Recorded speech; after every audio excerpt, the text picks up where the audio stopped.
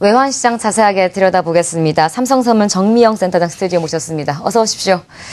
안녕하세요. 어제 외환시장이 크게 하락을 했었죠. 네. 8원 65전 하락하면 1120원까지 떨어지고 오늘 소폭 반등을 하고 있는데 지난 4월 8일 1140원대 고점 찍고 이제 꾸준히 조금 더 이제 하락 국면을 맞고 있는 상황입니다.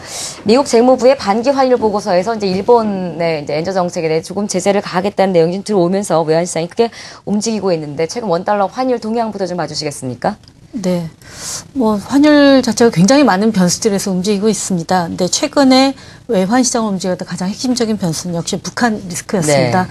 다른 대외적인 재료를 모두 무시하고 북한 재료에 따라서 원화만 이제 홀로 약세를 보이는 그런 흐름을 나타냈었고, 그러한 그 원화 약세 국면이 지난주에 정점을 이르렀습니다. 그러면서 환율은 지난주에 1145원 30전까지 올라갔었고요. 하지만 그 이후에는 1140원대 부근에서 외국인들이 좀 달러 매수에 대한 차익 실현을 좀 적극적으로 나섰고요. 또 수출 기업들이 내고 물량들을 내놓으면서 현재는 1140원대의 저항을 확인을 하고 있는 그런 상황입니다. 그 이후에는 위안화 강세랄지, 미 달러의 하락, 또 북한과의 대화 시도, 미국의 환율 보고서 이런 다양한 변수들이 어우러지면서 등락을 하고 있는데, 어제 같은 경우는 이제 미국의 환율 보고서와 북한 리스크 완화 이런 두 가지 재료가 좀 외환시장에 크게 작용을 했습니다. 이로 인해서 네. 외국인들이 적극적으로 달러의 매도에 나서면서 한때 1119원대까지 떨어지는 그런 모습이었습니다. 개별적으로 북한 리스크가 우리 외환시장을 크게 흔들었다면 큰 틀에서는 여전히 말씀하신 대로 이제 엔저 정책에 관한 이제 방어를 해야 될 텐데요. 미국 그 재무부 반기 환율 보고서에서 어떤 내용들이 있었는지 엔저 정책에 대한 이야기뿐만 아니라 전반적으로 아시아 국가들에 대한 내용들도 함께 언급이 되어 있었습니다. 구체적인 내용 전해주시고요. 어떤 해석이 가능할지 덧붙여 주십시오. 네, 사실 이제 뉴스에 나온 헤드라인 대비해서는 네. 엔화에 대한 언급은 사실 그다지 강한 어조가 아니었습니다. 그거보다는 한국에 대해서 상당히 까칠한 표현들을 썼다 이렇게 네네. 하는 부분이 좀 정확할 것 같은데요. 이 반기 환율 보고서에는 전반적인 외환시장에 대한 얘기를 다루면서 각국 주요 국가들의 어떤 외환시장 정책 등을 분석을 하는 내용을 담고 있습니다. 아시아에서는 일반적으로 중국과 일본과 한국, 그다음에 대만에 대해서 분석을 하는데, 일단 중국에 대해서는 위안화 절상 잘 하고 있지만 아직도 갈 길이 멀다. 이런 기조로 내용을 담고 있는 반면에, 그동안 일본에 대해서는 별다른 언급이 없다가 지난 G20 회담에서 어떤 촉구했던 그런 경쟁적 평가절을 자제하고 네. 국내 어떤 내수를 살리기 위한 목적으로만 통화 정책을 써라. 이런 부분을 다시 강조한 것으로 보여집니다. 따라서 좀 일본의 엔화 약세를 저지했다라고 보기에는 그렇게 강한 내용을 담고 있다기보다도 전반적인 일본의 정책들에 대한 좀 담담하고 객관적인 평가로 내용이 이루어졌다고 말씀을 드리겠고요. 반면에 한국 같은 경우에는 일단 시장 개입 데이터를 왜 다른 나라들은 공개를 하는데 한국은 공개를 안 하냐. 굉장히 표현들도 좀 거칩니다. 또 시장 개입은 이례적인 상황에서만 써라. 이런 부분과 함께 지난 차트를 한번 보시면은 지금 한국은행 선물한 포지션이라는 데이터가 IMF에서 공개가 됩니다. 그런데 네. 이 데이터를 구체적으로 언급을 했습니다. 실제 그 데이터 보시면은 오른쪽 끝부분에 네. 그래프가 위로 솟아있는 것을 보시는데, 작년 11월부터 3개월 동안 한국은행 선물한 순매수 포지션이 약 208억 달러가 증가를 했습니다. 그래서 네. 최근 3개월간 한 70억 달러씩 매수를 한 거는 시장 개입으로 보인다. 그런데 이런 것들을 전체적으로 시장 개입을 최대한 좀 자제를 하고 네. 자본 규제에 대해서도 언급을 했었는데, 자본 네. 규제는 금융시장의 어떤 리스크를 완화하기 위한 목적으로만 써라.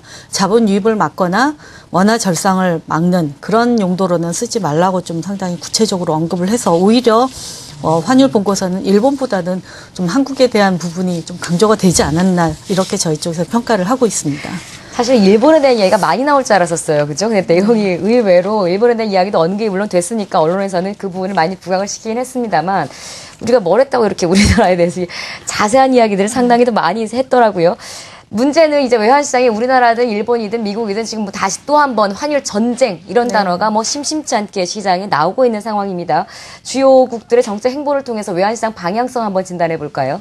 네, 뭐 지난 2월 달에 G20 회담이 굉장히 주목을 받았었죠. 네. 왜냐하면 일본이 엔화 약세 저렇게 드라이브 하는데 통화 전쟁 야기하는 그런 분위기를 좀 누그러뜨리는 발언들이 나오지 않겠냐 이렇게 생각을 했습니다만은 사실은 버냉키 의장과 미국 재무부 차관부터 일본의 입장을 이해한다. 그 당정이 지금 상황에선 필요한 정책이다 이렇게 인정을 해주면서 네. 일본의 엔화 약세 드라이브가 더 강화되는 그런 모습이었습니다. 다시 이번 주에 G20 재무장관 회의를 앞두고 있기 때문에 또 이런 부분이 미국 환율 보고서와 더불어서 어떤 환율에 대한 전쟁이란 부분이 아마 또 언론에서 많이 언급이 될 것 같은데요. 네. 근데 전반적인 기조는 엔화의 어떤 정책에 대해서는 선진국들이 많이 용인을 하는 그런 분위기가 여전히 지속될 가능성이 높다라고 보여집니다. 네. 기본적으로 버냉키 의장이 하고 있는 대담한 통화 완화 정책을 일본에서 지금 시행을 하고 있는 거기 때문에 미국이 그 정책을 하면서 일본에게 그거를 저지하기는 좀 명분이 부족한 상황입니다. 네.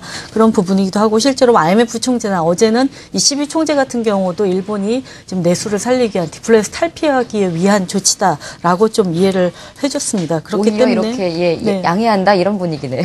네, 그러니까 이제 좀 과도한 엔화 약세에 대해서는 좀 경계심이 나올 것으로 예상이 되고 환율 보고서에 그 내용이 담긴 걸 보면은 미국 쪽에서도 기업체들은 엔화 약세로 인한 수출 경쟁력의 훼손 이런 부분들에 많이 신경을 쓰고 있기 때문에 좀 그런 의지를 좀 반영을 해준 것이지 전체적으로 일본의 통화 정책에 대해서 비판을 가하고 제동을 거는 뭐 그런 식의 정책이 나오기는 좀 어렵다고 판단을 하고 있습니다. 알겠습니다. 마지막 질문으로 넘어가야 될 것 같아요. 중국 위안화 얘기 한번 해보겠습니다. 중국 시장도 지금 많이 불안한데 위안화 강세만 유독 눈에 띕니다. 중국에 관한 외환시장 이야기 한번 부탁드리고 싶고요. 이제 4월 중순을 넘어서고 있는데 큰 틀에서 외환시장의 방향성 함께 전망해 주십시오. 네. 위안화 연일 사상 최저치, 그러니까 위안화 기준으로 달러제에서 사상 최고치를 환율로는 사상 최저치를 경신하고 있는 그런 모습인데요. 일단 기본적으로 중국 무역 흑자가 잘 나고 있습니다. 경제 성장은 둔화가 됐지만 또 수입이 둔화가 되면서 무역 흑자는 전혀 줄어들지 않고 있고요. 또 중국으로의 투자 자금이 꾸준하게 유입이 되고 있는 점도 위안화 절상을 지금 만들어내고 있는 그런 요인으로 그렇게 생각이 됩니다. 또 하나는 국제적으로 위안화의 위상이 꾸준히 높아지고 있다는 점도 위안화에 대한 선호도를 높이는 그런 요인으로 작용을 하고 있는데 네. 뭐 최근엔 프랑스도 위안화랑 통화사업 하고 싶다 뭐 이렇게 얘기를 할 정도로 위안화의 국제적인 국제화가 좀 꾸준히 진행되고 있는 이런 부분도 위안화 강세에 일조하고 있다고 보여집니다. 일단 그 중국 정부는 위안화 절상 속도에 대해서는 좀 상당히 컨트롤을 하고 있는 그런 모습이긴 합니다만 전반적으로 위안화 절상 기조 자체는 용인을 하고 있다라고 보시면 될 것 같고 위안화와 관련해서 또 하나의 특징이라면 그간 위안화 절상은 아시아 통화의 동반 절상을 이끄는 그런 요인으로 작용했었습니다만은 올해 들어와서는 위안화만 지금 절상이 됐고 다른 아시아 통화들은 다 절하 국면에 놓여 있습니다. 그거는 일단 기본적으로 달러화 강세 그다음에 중국이 긴축 정책 가능성이 있다라는 경계감, 또 전체적인 중국을 비롯한 글로벌 경제 성장의 둔화 이런 부분들이 아시아 통화에는 강세제로를 작용하지 못하고 있기 때문입니다. 따라서 전체적으로 세계 성장이 이렇게 둔화되는 국면에서는 아시아 통화와 위안화 이런 괴리가 되는 현상은 좀 이어질 가능성이 높지 않느냐 이렇게 보고 있고요. 마지막으로 환율에 대해서 말씀을 드리자면 일단 4월 달에 예상외로 북한 리스크가 굉장히 부각이 되면서 1145원까지 환율이 치고 올라갔습니다. 하지만은 단기적으로 1140원에서 50원은 좀 만만치 않은 저항선일 것이다라는 부분을 확인했다라고 보여집니다. 일단 수급적으로는 외국인 배당금 역성금 수요가 마무리가 됐고요. 2분기에는 무역 흑자가 좀 많이 늘어나는 그런 시기입니다.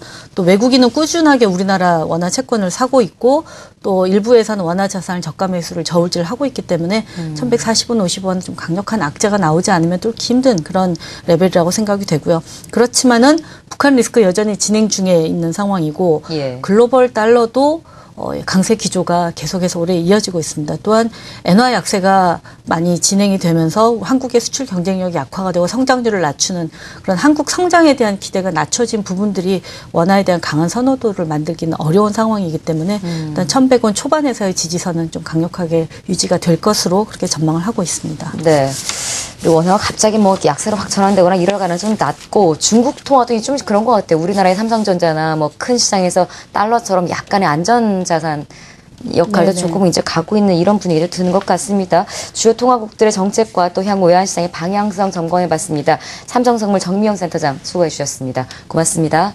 감사합니다.